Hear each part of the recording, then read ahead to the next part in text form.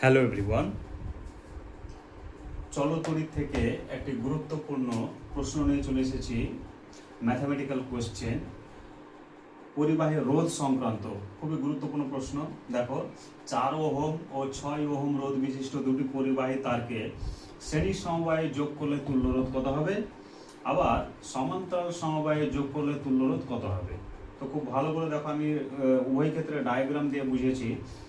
মনে রাখবে, শ্রেণী সমবায়ে যোগ করলে তুল্য রোধ হবে কি, ওদের যোগফল। 4 আর 6 যোগ করলে কত, 10 ওহম। ঠিক আছে। আর সমান্তরাল সমবায়ে যুক্ত করলে অনলি ফর টু রেজিস্ট্যান্সেস, দুটো রোধের ক্ষেত্রে সমান্তরাল সমবায়ের তুল্য রোধ হবে কি বলতো, গুণ বাই যোগ। গুণ বাই যোগ লিখে রেখেছি, দেখো এখানে। তাহলে 4 6 24 বাই 4 আর 6 যোগ করলে 10। তাহলে 24কে যদি 10 দিয়ে ভাগ করা হয় তাহলে 2.4 ওহম।